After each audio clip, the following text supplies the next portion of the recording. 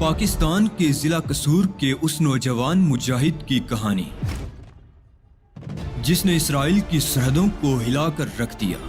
اسلام کی بقا کی جنگ لڑنے والے اس مجاہد کی طویل داستان سننے سے پہلے چینل کو سبسکرائب کیجیے تاکہ کہانی کی تمام ترقصات آپ تک ہمیشہ پہنچتی رہیں۔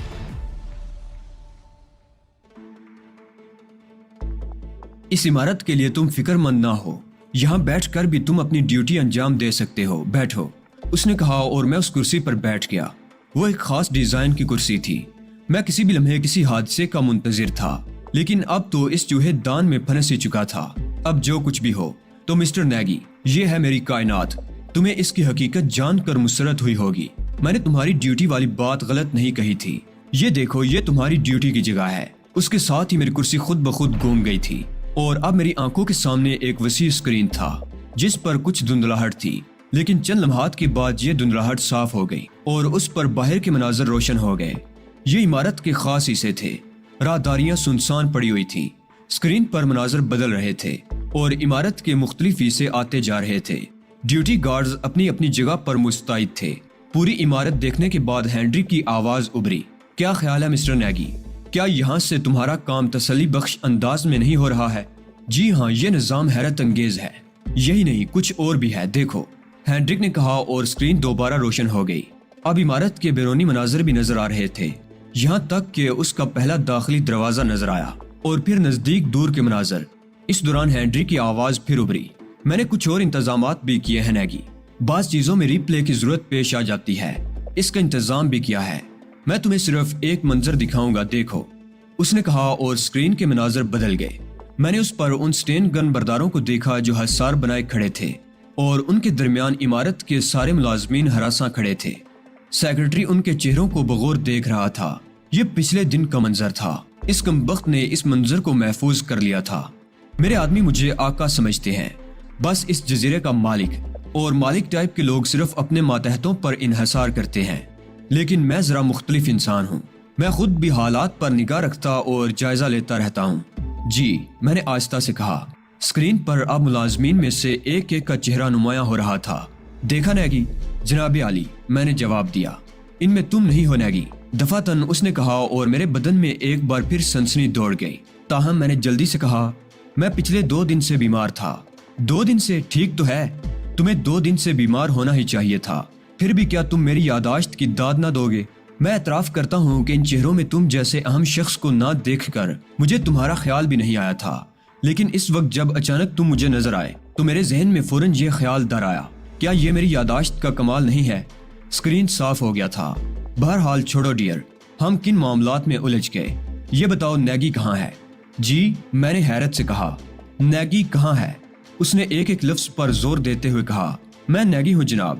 نہیں میرے دوست، نیگی کئی بار میری موجودگی میں میری خوابگاہ میں آ چکا ہے۔ وہ میری خوابگاہ سے عدم واقفیت کا اظہار کیسے کر سکتا ہے؟ ویسے تمہاری تسلی کے لیے میں تمہیں تمہاری اصل شکل دکھا دوں۔ اس شیطان نے کوئی عمل کیا اور چھت سے میرے اوپر روشنی کی ایک شعاع پڑی۔ میں روشنی میں نہا گیا اور دوسرے لمحے میں نے اسکرین پر اپنی تصویر دیکھی۔ میں اسی کرسی پر بیٹھا نظر آ رہا تھا، لیکن میک اپ کے بغیر، صرف اصل شکل نمایاں تھی۔ میرے ہاتھوں اور پیروں کی جان سے نکلنے لگی۔ ڈراپ سین ہو گیا تھا۔ کیا خیال ہے میرے نادان عزیز؟ قابل تعریف، میں نے کہا اور اسکرین صاف ہو گیا۔ اجازت ہو تو اب میں تمہیں علی یار خان کہہ کر مخاطب کروں؟ اجازت ہے، میں نے مسکرا کر کہا۔ مجھے تمہاری بے خوف مسکراہٹ پسند آئی۔ آؤ اب دوسری باتیں کریں۔ اب تو تم اولیو ہاورڈ کے نام سے بھی عدم واقفیت کا اظہار نہیں کرو گے۔ ظاہر ہے پاکستانی ہو تم۔ خدا کا شکر ہے، میں نے جواب دیا۔ قانون کی تعلیم حاصل کر رہے تھے؟ ہاں، تعلیم چھوڑ کر ان جمیلوں میں کیوں پڑ گئے؟ بس اتفاقیہ طور پر ایبرن ہال کے ایک اجتماع میں یہودیوں کی بےہودگی برداشت نہیں کر سکا تھا۔ حقیقتوں کو بےہودگی کہنا عقل مندی تو نہیں ہوتی، ہینڈرک نے کہا۔ میں دوبارہ ان حقیقتوں کی تفصیل میں نہیں جاؤں گا۔ ایبرن ہال میں بڑے بڑے جغادری موجود تھے اور اس وقت جب میں بول رہا تھا ان کی زبانیں گنگ تھیں، اور بعد میں جلاسے ہوئے گیدڑوں نے گول بنا کر مجھ پر حملہ کرنے کے علاوہ اور کچھ نہیں کیا۔ گویا تمہارے خیال میں اسرائیل کوئی حقیقت نہیں۔ حقیقت ہے، ایک گناونی حقیقت جسے دیکھ کر انسانیت کی گردن شرم سے جھک جاتی ہے۔ بہرحال یہ تمہارے نظریات ہیں، مگر کوئی بھی تم سے متفق نہیں ہے۔ یہ بھی غلط ہے مسٹر ہینڈرک، جو لوگ ہم سے متفق ہیں آپ بھی ان کے بارے میں بخوبی جانتے ہیں۔ امریکہ سے فرار کس طرح ہوئے، بڑی مشکلات کے بعد، زندگی اور موت کا کھیل کھیلتے ہوئے۔ وہاں سے لندن آئے تھے؟ ہاں، اور پھر وہاں زیر زمین مجرموں کے گروہ میں شامل ہو گئے۔ خاصی معلومات مہیا کر لی ہیں آپ نے میرے بارے میں مسٹر ہینڈرک۔ اولیو ہاورڈ سے تفصیلی بات چیت ہوئی تھی تمہارے بارے میں، تم بعد میں ہائی جیکروں سے مل گئے تھے۔ ہاں، طویل داستان ہے زندگی کی، بہت سی کہانیاں ہیں۔ اب باقاعدہ فلسطینی تنظیم میں شامل ہو۔ ہاں، اور اپنی خوش بختی پر نازاں ہوں۔ مارکسیہ کے پیچھے کیوں لگے تھے؟ مادام مارکسیہ نے اس بارے میں کچھ نہیں بتایا، میرے سوال کا جواب دو۔ محترمہ خود ہی میرے پیچھے لگی تھی، میں ان کی شخصیت سے ذرا بھی واقف نہیں تھا۔ ان کے بارے میں معلومات تو یہیں آ کر حاصل ہوئی۔ مارکسیہ کا جرم ناقابل معافی ہے، اس کی غلیظ فطرت اب ہمارے مقاصد کے آڑے آنے لگی ہے، اسے بھی درست کر دیا جائے گا۔ بہرحال یہاں تمہارا مددگار کون ہے؟ کیا مطلب؟ جزیرے پر تمہارا مددگار کون ہے؟ تلاش کر لو، تم تو جدید ترین آلات سے لیس ہو، میں نے طنزیہ انداز میں کہا اور ہینڈرک مسکرانے لگا۔ گویا یہاں تمہیں کوئی مددگار نہیں مل سکا۔ اس نے کہا، یہاں تمہاری نسل آباد ہے، میری مدد کون کرتا؟ بہرحال تم خاصی ہنگامہ آرائیاں کرتے رہے ہو، اس سلسلے میں اپنے لیے کوئی مناسب سزا تجویز کر لو۔ تم اس سے اتفاق نہیں کرو گے ہینڈرک؟ میں نے جواب دیا اور وہ مجھے گھورنے لگا۔ پھر اس نے ایک بٹن دبایا اور وہ پنجرہ کھل گیا جس میں 2 سیاہ فام بند تھے۔ اچھے تنو توش کے دونوں سیاہ فام پنجرے کا دروازہ کھلتے ہی اچھل کر کھڑے ہو گئے تھے۔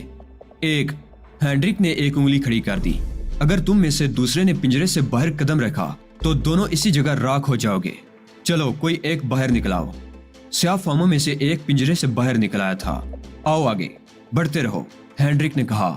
پنجرے کا دروازہ باہر سے بند ہو گیا تھا۔ ہینڈرک کی ہدایت پر سیاہ فام آگے بڑھتا رہا، پھر وہ شیشے کے اس ہوز کے اوپر رک گیا۔ موت کا ایک انداز یہ بھی ہے، ہینڈرک نے کہا اور ایک بٹن دبا دیا۔ شیشے کی چھت پھٹ گئی اور سیاہ فام ایک دل خراش چیخ کے ساتھ ہوز میں گر گیا۔ ہوز سے دھواں بلند ہوا اور تیزاب کی بو حال میں پھیل گئی تھی۔ میں نے بڑے کرب کے عالم میں سیاہ فام کو مرتے دیکھا تھا، وہ تیزاب کا تالاب تھا۔ شیشے کی چھت پھر بند ہو گئی۔ دوسرا سیاہ فام حلق پھاڑ پھاڑ کر چیخنے لگا تھا، وہ بڑے جذباتی انداز میں رو رہا تھا اور سلاخوں سے اپنا سر ٹکرا رہا تھا۔ اپنے ساتھی کی موت کا اسے شدید غم تھا، لیکن ہینڈرک نے دوبارہ اس کی طرف رخ بھی نہیں کیا۔ مارکسیہ عورت ہے، لاکھ چالاک سہی لیکن کم عقل ہے۔ میں نے تمہاری اس بات پر یقین نہیں کیا ہے کہ تم مارکسیہ کی شخصیت سے واقف نہیں تھے۔ یہ نیا خیال کیوں آیا؟ تم مارکسیہ پر اپنی اسیری کا رعب بھی ڈالتے رہے ہو، یہ سب کچھ بے مقصد نہیں ہوگا۔ بہرحال میں تمہیں اپنی طرف سے موت کی پیشکش کی سوا اور کوئی پیشکش نہیں کر سکتا۔ گویا تم مجھ سے خوف زدہ ہو، میں نے کہا اور ہینڈری کے ہونٹوں کی مسکراہٹ غائب ہو گئی۔ اس نے کسی قدر کرخت لہجے میں جواب دیا، موت کو اس قدر قریب دیکھ کر انسان بدحواس ہی ہو جاتا ہے، یہ کوئی نئی بات نہیں ہے۔ تم بے باکی کی حدود سے نکل کر گستاخی کی حدود میں داخل ہو گئے ہو۔ ہاں، میں تم سے خوف زدہ ہوں، اس لیے تمہیں تنہا یہاں لے آیا ہوں۔ تم مسلح بھی ہوگے، مجھے ہلاک کرنے کی کوشش کرو، نکالو پستول، میں تنہا ہوں اور تمہارے ہاتھوں مرنے کے لیے تیار ہوں۔ ہینڈرک کا ایک ایک لفظ نفرت و طنز میں ڈوبا ہوا تھا۔ یہ تمہاری پناہ گاہ ہے ہینڈرک، تم نے اس مشینی نظام کے ذریعے خود کو ناقابل تسخیر بنا لیا ہے۔ اگر تم ذہنی صلاحیتوں کے ساتھ ساتھ جسمانی برتری بھی رکھتے ہو تو آؤ فیصلہ کر لیں، لیکن مجھے علم ہے کہ تم ایک معذور انسان ہو، میں تمہیں قابل رحم سمجھتا ہوں۔ تم پستول کی بات کرتے ہو، اگر تم معذور نہ ہوتے تو میں ٹھوکریں مار مار کر تمہیں ہلاک کر دیتا۔ تم جیسے لوگوں کے لیے پستول ضروری نہیں ہوتا۔ میں نے پستول نکال کر دور پھینک دیا۔ ہینڈرک جذباتی ہیجان کا شکار ہو گیا، اس کی خوش مزاجی کافور ہو گئی تھی اور آنکھیں سرخ نظر آنے لگی تھی۔ تمہیں میری معذوری کے بارے میں کیسے معلوم ہوا؟ مارکسیہ نے بتایا تھا۔ مجھے تم سے ہمدردی ہے ہینڈرک، تم بلا شبہ ایک شریف نوجوان ہو کہ اپنے دشمنوں سے بھی ہمدردی رکھتے ہو، لیکن میں تمہیں یہاں بھی مایوس نہیں کروں گا۔ میں نے جو حیثیت حاصل کی ہے لی، وہ بیگ کے ذریعے حاصل نہیں کی، میں اس کا اہل ہوں، آؤ تمہاری یہ خواہش بھی پوری کر دوں۔ یہ کہہ کر وہ اپنی جگہ سے اٹھ گیا۔ ایک بار پھر سوچ لو ہینڈرک، بالآخر تم تھک ہار کر اپنے مخصوص رائے استعمال کرو گے۔ وعدہ کرتا ہوں ایسا نہیں ہوگا، اس نے کہا۔ میں بھی کرسی سے اٹھ کھڑا ہوا تھا، میری کوششوں نے بالآخر ہینڈرک کا دماغ الٹ دیا تھا اور وہ میری چال میں آ گیا تھا، لیکن اب میں اس کے لیے ایک مخصوص دشمن تھا۔ اگر تم جسمانی طور پر مجھے زیر کرنے میں کامیاب ہو جاؤ تو پھر تم زندہ رہنے میں حق بجانب ہو، میں نے اعتراف کرتے ہوئے کہا۔ اگر تم نسلاً یہودی ہو ہینڈرک تو مجھے تمہاری اس مردانگی اور دلیری پر حیرت ہے۔ تم اپنی نسل کے چال بازوں کے برعکس ایک اچھے انسان ہو۔ اگر تم مجھے ہلاک کرنے میں کامیاب ہو گئے تو یقین کرو مجھے تم سے کوئی گلہ نہیں ہوگا۔ ہینڈرک نے کوئی جواب نہیں دیا، وہ خاموشی سے مجھے گور رہا تھا۔ اس نے دونوں ہاتھ پھیلا دیے تھے، میری نگاہیں بھی اس پر جمی ہوئی تھی اور میں اس کی ایک ایک جنبش سے باخبر تھا۔ دفعتاً وہ فضا میں اچھلا، لیکن میں اپنی جگہ خاموش کھڑا رہا۔ ہینڈرک کا خیال ہوگا کہ میں اس کی اس چھلانگ سے بچنے کی کوشش کروں گا اور اپنی جگہ چھوڑ دوں گا، لیکن اب میں بھی اتنا احمق نہیں تھا کہ اس کے اچھلنے کے انداز سے ہی مجھے پتا چل گیا تھا کہ یہ چھلانگ آگے بڑھنے کے لیے نہیں ہے۔ وہ زمین پر پہنچا تو اسے مایوسی ہوئی، لیکن زمین پر قدم جماتے ہی وہ دوبارہ اچھلا اور گھوم کر پھر اپنی جگہ آ گیا۔ میں خاموشی سے اس کی حرکات پر نگاہ جمائے ہوئے تھا۔ وہ کئی بار اچھلا لیکن میں نے اپنی جگہ سے جنبش نہیں کی۔ پھر ایک بار اس کے بدن کی پوزیشن نے مجھے بتا دیا تھا کہ وہ حملہ کرنے والا ہے۔ میں نے فضا میں کلابازی کھا کر دونوں ہاتھ زمین پر ٹکائے اور اس کی ٹانگوں کو اپنی ٹانگوں میں الجھا لیا۔ ہینڈرک بری طرح الجھ کر گرا تھا، لیکن اس وقت میری آنکھیں حیرت سے پھیل گئیں جب میں نے اسے دونوں ہاتھ زمین پر ٹکا کر گرنے سے بچتے ہوئے دیکھا۔ وہ ہاتھوں کو زمین پر ٹکا کر دوبارہ سیدھا کھڑا ہو گیا تھا۔ قابل تعریف، بلا شبہ قابل تعریف، تم بہت خود اعتماد نوجوان ہو۔ تم نے میرا بہترین داؤ ناکارہ بنا دیا ہے، لیکن اب سنبھلو، اس نے کہا۔ میں خاموشی سے اس کی دوسری کوشش کا انتظار کر رہا تھا۔ دفعتاً اس نے اپنے ہاتھوں کو عجیب انداز میں گھمانا شروع کر دیا۔ ان کی رفتار تیز سے تیز تر ہوتی گئی۔ فضا میں کسی پنکھے کی سی سنسناہٹ پیدا ہو گئی تھی اور ہینڈرک آہستہ آہستہ میری طرف بڑھ رہا تھا۔ میں نے ان مشینی ہاتھوں سے بچنے کے لیے زمین پر لیٹ کر سویپ کیا اور ہینڈرک اچھل کر میرے اوپر سے نکل گیا، لیکن میں نے اس کا خیال بھی رکھا تھا۔ میرے اوپر سے چھلانگ لگاتے ہوئے اس کی پشت ایک لمحے کے لیے میری طرف ہوئی تھی۔ میں نے زمین پر سلپ لگائی اور اس کی ٹانگوں میں ٹانگیں پھنسا دی۔ پھر میں ایک دم پلٹ گیا۔ ہینڈرک کو ایک بار پھر زمین پکڑنی پڑی تھی، لیکن اس بار وہ اپنی پیشانی کو زمین سے ٹکرانے سے نہیں بچا سکا تھا۔ اس کے سر سے خون بہنے لگا۔ اب اس کا چہرہ خوفناک ہو گیا تھا۔ اسے اپنے مقابل کے خطرناک ہونے کا احساس ہو گیا تھا، چنانچہ وہ سنبھل گیا اور اب وہ محتاط انداز میں حملے کر رہا تھا۔ میرے ذہن میں ایک عجیب سی تاریکی پھیلتی جا رہی تھی۔ اس تاریکی میں ننھے منھے سرخ نقطے ابھر رہے تھے۔ نہ جانے یہ کیا کیفیت تھی، بس ایک وحشیانہ جذبہ میرے دل میں سر ابھار رہا تھا۔ مقابل کو قتل کر دو، اسے مار دو ہر قیمت پر۔ چنانچہ میں احتیاطی تدابیر بولتا جا رہا تھا۔ میں وحشیانہ انداز میں اس پر جھپٹا اور اس نے ایک ہاتھ میرے شانے پر مارا۔ مجھے اپنے شانے کی ہڈی ٹوٹتی محسوس ہوئی تھی، لیکن صرف ایک لمحے کے لیے۔ دوسرے لمحے میں ہر تکلیف بھول گیا۔ میں نے ایک گھونسا اس کے منہ پر مارا اور اس کا چہرہ مزید سرخ ہو گیا۔ تاریکی چھٹ گئی تھی اور اب مجھے صرف خون ہی خون نظر آ رہا تھا، چمکدار خون۔ اس کے ساتھ ہی کچھ آوازیں میرے کانوں میں ابھر رہی تھی، انسانی شور کی آوازیں۔ نہ جانے یہ شور کیسا تھا، نہ جانے ہینڈرک کیا کر رہا تھا۔ میرا ذہن ساتھ چھوڑ چکا تھا، بس اعصاب کام کر رہے تھے۔ میں ابھی تک زخمی نہیں ہوا تھا۔ میں تو اس وقت چونکا جب ہینڈرک اس کٹہرے سے جا لگا جس میں سیاہ فام قیدی بند تھا۔ کبھی ہیکل سیاہ فام نے اچانک کٹہرے سے دونوں ہاتھ نکال کر ہینڈرک کی گردن پکڑ لی تھی اور ہینڈرک کافی مشکل میں تھا۔ اس نے اپنے جسم کی پوری قوت صرف کر کے خود کو سیاہ فام کی گرفت سے چھڑانے کی کوشش کی، لیکن اس کوشش میں اس کے دونوں بازو کٹہرے کی سلاخوں میں پھنس گئے تھے۔ کبھی ہیکل سیاہ فام کو زندگی میں پہلا موقع ملا تھا اس درندہ صفت شخص سے انتقام لینے کا، اس لیے اس نے موقع کو ہاتھ سے نہ جانے دیا۔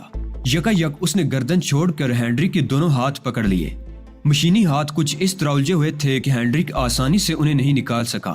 اس نے ہاتھوں کے زور سے اپنے جسم کو فضا میں اوپر اٹھایا، لیکن اس کی یہ حرکت اس کے لیے شدید نقصان دہ ثابت ہوئی۔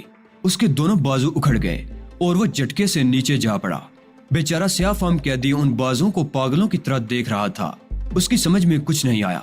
میں ہینڈرک کے سر پر موجود تھا۔ اس بار اسے فوراً اٹھ کھڑے ہونے میں کامیابی نہیں ہوئی تھی۔ اٹھنے کی کوشش میں وہ کئی بار زمین پر لڑکا تھا۔ پھر اس کی آنکھوں میں بے بسی کے آثار نظر آنے لگے۔ وہ خشک ہونٹوں پر زبان پھیرتے ہوئے مجھے دیکھنے لگا۔ سوری ہینڈرک، اب مجھے کیا کرنا چاہیے؟ تم اس طرح فاتح تو قرار نہیں دیے جاؤ گے، اس نے مردہ آواز میں کہا۔ ہاں مجھے اعتراف ہے، یہ میری فتح نہیں ہے۔ اپنے وعدے کو پورا کرو اور مجھے خود سے جنگ کرنے کا موقع دو، اس نے گورتے ہوئے کہا۔ وہ کس طرح مسٹر ہینڈرک؟ میں نے پوچھا۔ میرے دونوں ہاتھ مجھے دلا دو، انہیں میرے بازوؤں میں نصب کرنے میں میری مدد کرو۔ میں ان کے بغیر واقعی ناکارہ ہوں اور اس کے بعد ہم دو بہادروں کی طرح جنگ کریں گے، پھر فتح جس کا بھی مقدر ہو۔ मेरे होंठों पर मुस्कुराहट फैल गई। मिस्टर हेनरिक, मैं जज्बाती जरूर हूँ, लेकिन इतना नहीं कि तुम्हारी इस अहमकाना ख्वाहिश को पूरा करने के लिए दौड़ पड़ो। तुम मुझसे जंग करने की मुकम्मल कोशिश कर चुके हो और नाकाम रहे हो।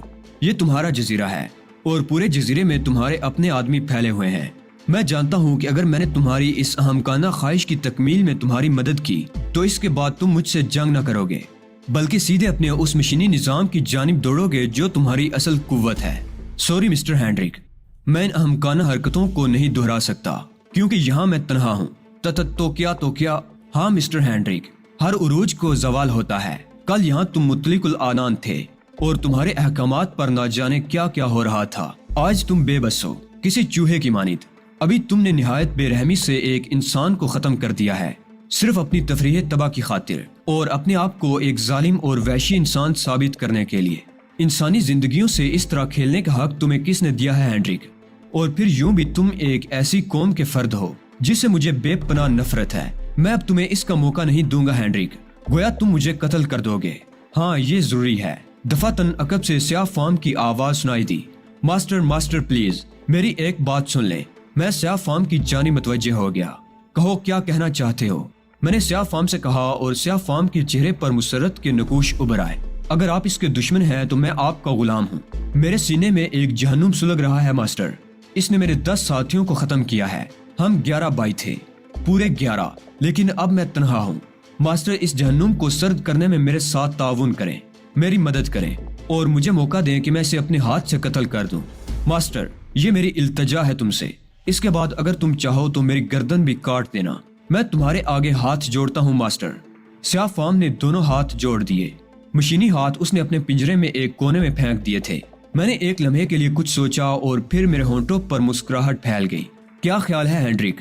इस बेचारे को भी मौका मिलना चाहिए। बकवास मत करो, तुम मुझे कत्ल नहीं कर सकते। उसने उठने की पूरी कोशिश की, लेकिन हाथों का सहारा ना मिलने की वजह से ये कोशिश नाकाम रही। दोबारा उठने की कोशिश करता रहा और एक बार वो अपनी इस कोशिश में कामयाब हो गया। बैठा और फिर फुर्ती से पैरों के सहारे उठ खड़ा हुआ। लेकिन मैं तैयार था। मैं जानता था कि वो अब भी किस कदर खतरनाक साबित हो सकता है। ये सारा मशीनी निजाम मेरी समझ से बाहर था। चुनाचे मैंने उछल कर फिर एक ठोकर उसकी पिंडली पर मारी और उसके हलक से एक करबनाक चीख निकल गई। दूसरी ठोकर ने उसे जमीन पर लिटा दिया था। दोनों ठोकरें इंतहाई शदीद थीं और अब मुझे यकीन हो चला था कि वो दोबारा अपने पैरों पर खड़ा नहीं हो सकेगा। इसके बाद मैं आगे बढ़ा और मैंने उस पिंजरे को खोलने की कोशिश की, लेकिन पिंजरा टस से मस न हुआ। तब स्याह फार्म ने मुझसे कहा, ये ऐसे नहीं खुलेगा मास्टर। तुम यूं करो कि इस मेज पर जाओ और पिंजरे का बटन तलाश करो। जल्दी करो मास्टर, स्याह फार्म ने इल्तिजा करते हुए कहा। मैं एक बार फिर हेनरिक के पास से गुजरा और गुजरते हुए मैंने एक और ठोकर उसकी कमर पर लगा दी। रीढ़ की हड्डी पर ठोकर लगी थी। वो अपनी जगह तड़पने लगा और मैं मेज के पास पहुंच गया। यहाँ बटनों का एक जाल बिछा हुआ था। मैंने एक बटन पर उंगली रखी तो स्क्रीन रोशन हो गया। दूसरे बटन को दबाया तो तेजाब के तालाब की छत शक हो गई और हाल में तेज बू फैल गई। तीसरा बटन दबाया तो एक दीवार अपनी जगह से हट गई। बहरहाल वो बटन भी मिल गया जिससे पिंजरा खुल गया था। स्याह फार्म आजाद हो गया और अब वो आहिस्ता आहिस्ता हेनरी की तरफ बढ़ रहा था। चंद लम्हात के बाद वो हेनरी के करीब पहुंच गया। उसकी सफेद सफेद आंखें भयानक अंदाज में बाहर निकली हुई थी। चेहरे पर इस कदर दरिंदगी नुमाया हो गई थी कि उसकी वहशतों का अंदाजा करना मुश्किल हो गया था।